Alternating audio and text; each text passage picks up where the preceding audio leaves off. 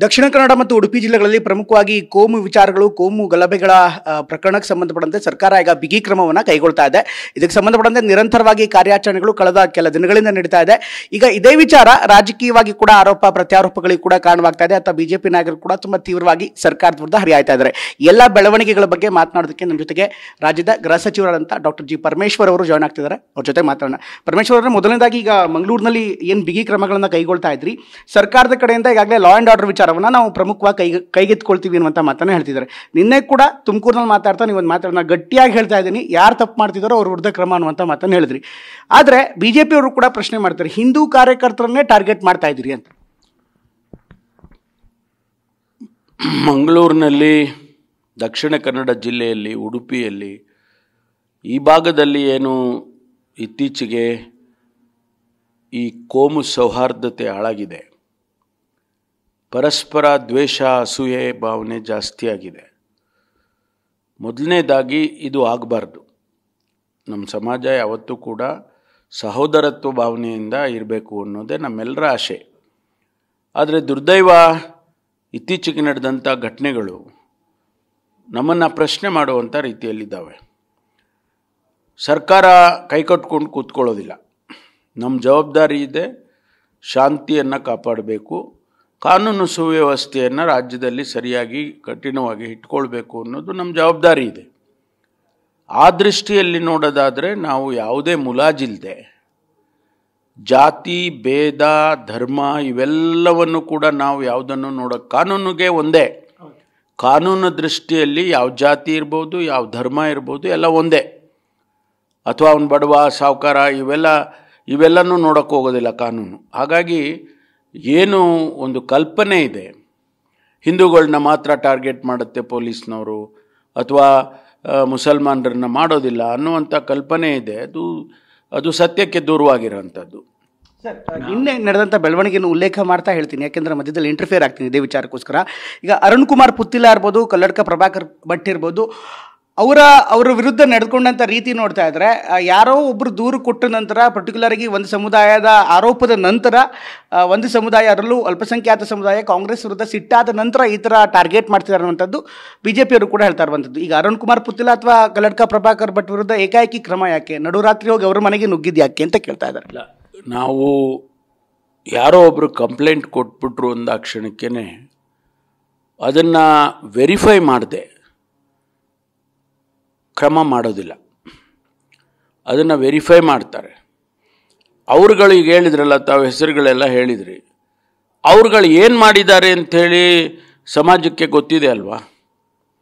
ಸುಮ್ಮನೆ ಯಾರ್ದೋ ಮನೆಗೆ ಹೋಗಿ ರಾತ್ರೋರಾತ್ರಿ ಒಬ್ಬರನ್ನ FIR ಮಾಡೋದು ಮಾಡಿ ಅವರಿಗೆ ನೋಟಿಸ್ ಕೊಟ್ಟು ಮಾಡಿ ಬರೋದಕ್ಕೆ ಆಗುತ್ತಾ? ಅದು ಕೂಡ ಒಬ್ಬ ವ್ಯಕ್ತಿ ಸಮಾಜದಲ್ಲಿ ಹೆಚ್ಚು ಗುರುತಿಸ್ಕೊಂಡಿರೋಂಥವ್ರಿಗೆ ಆ ರೀತಿ ಮಾಡೋದಕ್ಕೆ ಏಕಾಏಕಿ ಮಾಡೋಕ್ಕಾಗೋದಿಲ್ಲ. ಅವ್ರು ಏನು ಮಾಡ್ತಾರೆ ಅದರ ಆಧಾರದ ಮೇಲೆ ಮಾಡ್ತಾರೆ.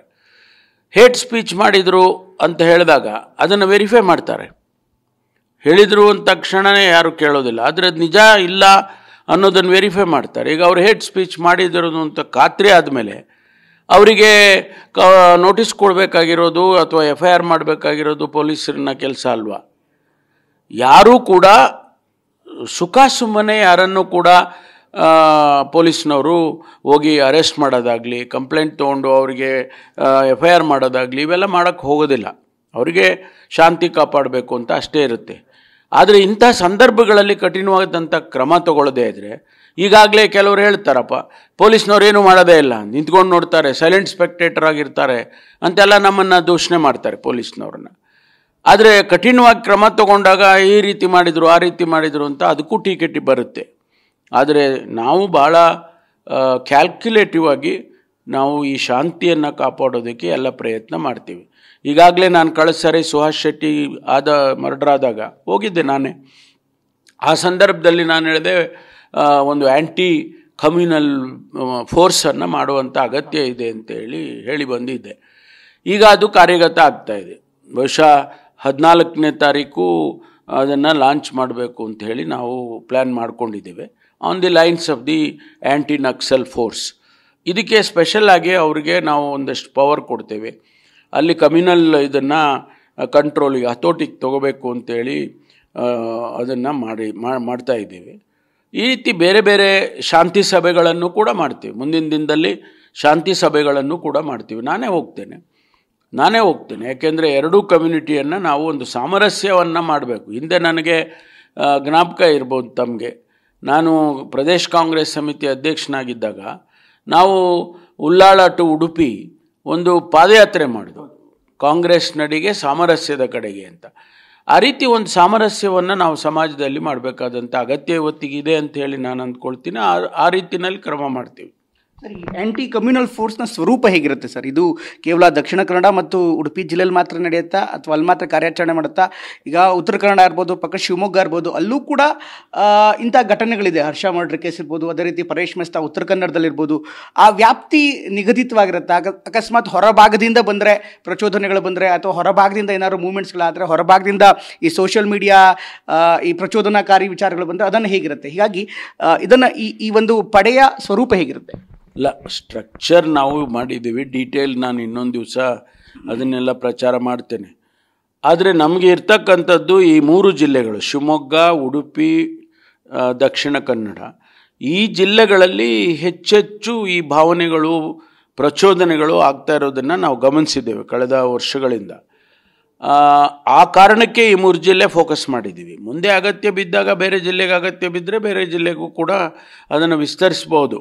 ಅದು ಮಾಡಬಾರ್ದು ಅಂತ ಏನಿಲ್ಲ. ಆದರೆ ರೆಗ್ಯುಲರ್ ಪೊಲೀಸಿಗೂ ಕೂಡ ಅವರಿಗೆ ಎಷ್ಟರ ಮಟ್ಟಿಗೆ ಅವರು ಹತೋಟಿಗೆ ತಗೊಳ್ಳೋದಕ್ಕೆ ಆಗುತ್ತೆ ಅನ್ನೋದನ್ನು ಎವ್ಯಾಲ್ಯೂಯೇಟ್ ಮಾಡ್ತೀವಿ. ಇದರ ಅಗತ್ಯ ಇದೆಯಾ ಇಲ್ವೋ ಅನ್ನೋದನ್ನು ನಾವು ಅಗತ್ಯ ಮಾಡ್ತೀವಿ, ಆಮೇಲೆ ನಾವು ಕ್ರಮ ತೊಗೊಳ್ತೀವಿ. ಬಟ್ ಈಗ ಸದ್ಯಕ್ಕೆ 3 ಜಿಲ್ಲೆಗೆ ಏನು ರಿಪೀಟೆಡ್ ಆಗಿ ಇದು ಆಗ್ತಾ ಇದೆ, ಜನರ ಭಾವನೆಗಳು ಕೆಟ್ಟು ಹೋಗಿದೆ, ಇದನ್ನು ಸ್ವಲ್ಪ ಸರಿ ಮಾಡೋದಕ್ಕೆ ಒಂದು ಪ್ರಯತ್ನವನ್ನು ಮಾಡ್ಬೋದು ಅಂಥೇಳಿ ಮಾಡಿದ್ದೇವೆ. ನನಗನ್ಸುತ್ತೆ ಅದರಲ್ಲಿ ನಾವು ಯಶಸ್ಸು ಕಾಣ್ಬೋದು ಅಂತ. ಸರ್, ಫೈನಲಿ ಒಂದು ರಾಜಕೀಯ ವಿಚಾರಕ್ಕೆ ಬರೋಣ ಸರ್. ಈಗಾಗಲೇ ಬಿಜೆಪಿ ನಾಯಕರು ಕೂಡ ನಿರಂತರವಾಗಿ ನಿಮ್ಮನ್ನು ಪ್ರಶ್ನೆ ಮಾಡ್ತಿದ್ದಾರೆ, ಕಾಂಗ್ರೆಸ್ಸನ್ನು ಕೂಡ ಪ್ರಶ್ನೆ ಮಾಡ್ತಿದ್ದಾರೆ. ಒಂದು ಹಂತಕ್ಕೆ ಬಿಜೆಪಿ ನಾಯಕರು ಹೇಳಿರುವಂಥದ್ದು, ಈ ಕೇರಳ ಮಾದರಿಯ ಹತ್ಯೆ ಸಿದ್ದರಾಮಯ್ಯನವ್ರ ಸರ್ಕಾರ ಬಂದ ಮೇಲೆ ಶುರುವಾಗಿದ್ದು, ಪ್ರಮುಖವಾಗಿ ದಕ್ಷಿಣ ಕನ್ನಡದಲ್ಲಿ ಈ ಭಾಗದಲ್ಲಿ ಅಂತ. CT ರವಿ ಅವರು ಕಾಂಗ್ರೆಸ್ ಸರ್ಕಾರ ದಕ್ಷಿಣ ಕನ್ನಡವನ್ನು ದಕ್ಷಿಣದ ಕಾಶ್ಮೀರ ಮಾಡೋದಕ್ಕೆ ಹೊಡ್ತಾ ಇದೆ ಅಂತ. ಸುಹಾಸ್ ಶೆಟ್ಟಿ ಹತ್ಯೆ ಆದಾಗ ಯಾಕೆ ನೀವು ಯಾರನ್ನು ಕೂಡ ಅರೆಸ್ಟ್ ಮಾಡಿಲ್ಲ? ಈಗ ಏಕಾಏಕಿ ರಹಿಮಾನ್ ಹತ್ಯೆ ಆದ ತಕ್ಷಣ ಹಿಂದೂ ಕಾರ್ಯಕರ್ತರನ್ನು ಟಾರ್ಗೆಟ್ ಮಾಡ್ತೀರಿ, ಯಾವೊಬ್ಬ ಮುಸ್ಲಿಮರ ವಿರುದ್ಧ ಕೂಡ ಕ್ರಮ ಏಕಿಲ್ಲ ಅಂತ ಹೇಳ್ತಾರೆ. ಈ ರಾಜಕೀಯ ಮುಂದೆ ಕೂಡ ಜೋರ ಹೋಗಿ, ಇದಕ್ಕೇನು ಉತ್ತರ ಕೊಡ್ತೀರಿ ಸರ್? ಮೊದಲನೇದಾಗಿ ಇದಕ್ಕೆ ರಾಜಕೀಯವನ್ನು ಬೆರೆಸೋದು ಸರಿ ಕಾಣಿಸಲ್ಲ. ಕಾನೂನಿದೆ. ಕಾನೂನು ಈ ಪಾರ್ಟಿಗೊಂದು ಕಾನೂನು, ಆ ಪಾರ್ಟಿಗೊಂದು ಕಾನೂನು ಇರೋದಿಲ್ಲ. ಹಿಂದೂಗೊಂದು ಕಾನೂನು, ಮುಸಲ್ಮಾನ್ಗೊಂದು ಕಾನೂನು ಇಲ್ಲ. ಒಂದು ವೇಳೆ ಮುಸ್ಲಿಮರಲ್ಲಿ ಯಾರಾದರೂ ಕೂಡ ಆ ರೀತಿ ನಡ್ಕೊಂಡಿದ್ದೆ ಆದರೆ ಮುಲಾಜಿಲ್ಲದೆ ಅವರನ್ನು ಅರೆಸ್ಟ್ ಮಾಡ್ತೀವಿ. ಹಿಂದೆ ಎಲ್ಲ ಮಾಡಿಲ್ವಾ? ಸಾಕಷ್ಟು. ಈಗ ಸುಹಾಸ್ ಶೆಟ್ಟಿ ಮರ್ಡರ್ ಕೇಸ್ನಲ್ಲಿ ಎಷ್ಟು ಜನ ಮುಸಲ್ಮಾನರಿದ್ದಾರೆ? ಅವರು ಮುಸಲ್ಮಾನರಲ್ವಾ? ಅರೆಸ್ಟ್ ಮಾಡಿರೋರೆಲ್ಲ ಮುಸಲ್ಮಾನರಲ್ವಾ? ಹಾಗಾಗಿ ಇವತ್ತು ನಾವು ಯಾವ ಮುಲಾಜಿಲ್ಲದೆ ಯಾರು ಕಾನೂನು ವಿರುದ್ಧವಾಗಿ ನಡ್ಕೊಳ್ತಾರೆ ಅವರನ್ನು ನಾವು ಕ್ರಮ ತಗೊಳ್ತೇವೆ ವಿನಃ ನಾವು ಆ ಜಾತಿ ಈ ಜಾತಿ ಹಿಂದೂ ಮುಸಲ್ಮಾನ್ ಅಂತ ಮಾಡೋದಿಲ್ಲ. ಒಂದು, ಸಿದ್ದರಾಮಯ್ಯನವರ ಅಧಿಕಾರಕ್ಕೆ ಬಂದಾಗ ಮಾತ್ರ ಇದಾಗಿದೆ ಅನ್ನೋದು ಸತ್ಯಕ್ಕೆ ದೂರವಾಗಿರೋದು, ಶುದ್ಧ ಸುಳ್ಳು ಅದು. ಯಾಕೆ ಆ ರೀತಿ ಆಗ್ತದೆ? ಭಾರತೀಯ ಜನತಾ ಪಾರ್ಟಿ ಅಧಿಕಾರದಲ್ಲಿದ್ದಾಗ ಮರ್ಡರ್ಗಳಾಗೇ ಇಲ್ವಾ? ಆ ಸ್ಟ್ಯಾಟಿಸ್ಟಿಕ್ಸ್ ಎಲ್ಲ ನಾನು ಕೊಡಬಲ್ಲೆ. ಆದರೆ ನಾವು ಸಂಯಮದಿಂದ ಇರಬೇಕು ಅನ್ನೋದೇ ನಮಗೆ. ಯಾತಕ್ಕೆ ನೀವು ಪ್ರಚೋದನೆ ಮಾಡ್ತೀರಿ? ಹಿಂದೂಗಳು ಮಾತ್ರ ಮಾಡಿದರು ಅಂತ ಯಾಕೆ ಹೇಳಕ್ಕೆ ಹೋಗ್ತೀರಾ? ನಾವು ಕಾನೂನಿಗೆ ಯಾರು ವಿರುದ್ಧವಾಗಿ ನಡ್ಕೊಂಡಿದ್ದಾರೆ ಅವ್ರನ್ನ ಮಾಡಿದ್ದಾರೆ ಅಂತ ಹೇಳ್ಬೋದಲ್ಲ. ನಿಮ್ಮ ಫ್ರೇಸ್ ಇದೆಯಲ್ಲ, ನೀವು ಹೇಳುವಂಥ ಶಬ್ದಗಳಾಗಲಿ ಅದನ್ನು ಎಲ್ಲೋ ಒಂದು ಕಡೆ ಅದು ನಿಮಗೆ ಪ್ರಚೋದನೆ ಅಂತ ಅನಿಸೋದಿಲ್ವ? ಅದು ನಿಲ್ಲಬೇಕು ಮೊದಲು. ನಾವು ಎಲ್ಲರೂ ಒಂದೇ ಅನ್ನೋದು ಭಾವನೆಯಿಂದ ಹೋದರೆ ನಾವು ಸರಿಯಾಗಿ ಇರೋದಕ್ಕೆ ಸಾಧ್ಯ ಆಗುತ್ತೆ. ಆ ಶಾಂತಿ ಕಾಪಾಡಬೇಕು ಅನ್ನೋದೇ ನಮ್ಮ ಉದ್ದೇಶ. ಫೈನಲಿ ಸರ್, ಈಗ ಬಿಜೆಪಿಯವರು ಮಂಗಳೂರು ಚಲೋ ಸೇರಿದಂತೆ ಬೇರೆ ಬೇರೆ ಕಾರ್ಯಕ್ರಮಗಳನ್ನು ಹಮ್ಮಿಕೊಂಡಿದ್ದಾರೆ. ಬಹುಶಃ ಮುಂದಿನ ದಿನಗಳಲ್ಲಿ ಇನ್ನಷ್ಟು ತೀವ್ರತರವಾದಂಥ ರಾಜಕೀಯ ಹೋರಾಟಗಳನ್ನು ದಕ್ಷಿಣ ಕನ್ನಡದಲ್ಲಿ ನೋಡ್ಬೋದು. ಕಾಂಗ್ರೆಸ್ ಯಾವ ರೀತಿ ನೋಡುತ್ತೆ ಸರ್? ಇದರ ಜೊತೆಗೆ ರಾಮಮೂರ್ತಿ ನಗರದಲ್ಲಿ ತಿರಂಗ ಯಾತ್ರೆಗೆ ಅನುಮತಿ ಕೊಟ್ಟಿಲ್ಲ ಅನ್ನುವಂಥದ್ದು ಕೂಡ ಅದನ್ನೇ ಪ್ರಸ್ತಾಪ ಇಟ್ಕೊಂಡು ಈಗಾಗಲೇ ಪೊಲಿಟಿಕಲಿ ನಿಮ್ಮ ವಿರುದ್ಧ ಹೋರಾಟ. ದಕ್ಷಿಣ ಕನ್ನಡ ಜಿಲ್ಲೆಯಲ್ಲಿ ಈ ರೀತಿಯಂಥ ಮಂಗಳೂರು ಚಲೋ ಸೇರಿದಂತೆ ಬೇರೆ ಬೇರೆ ಹೋರಾಟ ಮಾಡಿದ್ರೆ ಕಾಂಗ್ರೆಸ್ ಹೇಗೆ ಎದುರಿಸುತ್ತೆ ಸರ್? ಇಲ್ಲ, ಕಾಂಗ್ರೆಸ್ಸಿಗೆ ಇದೇನೆಲ್ಲ ಹೊಸದಲ್ವಲ್ಲ. ಹೊಸದ ಇಂಥ ಪ್ರತಿಭಟನೆಗಳು, ಇಂಥ ಮಾತುಗಳು ಇವೆಲ್ಲ ಕೇಳಿ ಕೇಳಿ ಕೇಳಿ ಕಾಂಗ್ರೆಸ್ಸಿಗೆ ಅಭ್ಯಾಸ ಆಗೋಗ್ಬಿಟ್ಟಿದೆ. ಆದ್ದರಿಂದ ಎಂಥದೇ ಒಂದು ಈ ಮಾತುಗಳು ಬಂದಂಥ ಸಂದರ್ಭದಲ್ಲಿ ಕಾಂಗ್ರೆಸ್ ಅದಕ್ಕೆ ಉತ್ತರ ಕೊಡೋದಕ್ಕೆ ತಯಾರಾಗಿರ್ತದೆ. ಮುಂದೆ ಏನು ಬರುತ್ತೆ ಅದನ್ನು ನೋಡೋಣ. Thank you so much sir, ಧನ್ಯವಾದ. ಇದಿಷ್ಟು ಪರಮೇಶ್ವರ್ ಅವರು ಹೇಳ್ತಾ ಇರುವಂಥ ಮಾತು. ಕ್ಯಾಮ್ರಾಮನ್ ಮಂಜುನಾಥ್ ಜೊತೆ ಪ್ರಮೋದ್, TV9 ಬೆಂಗಳೂರು.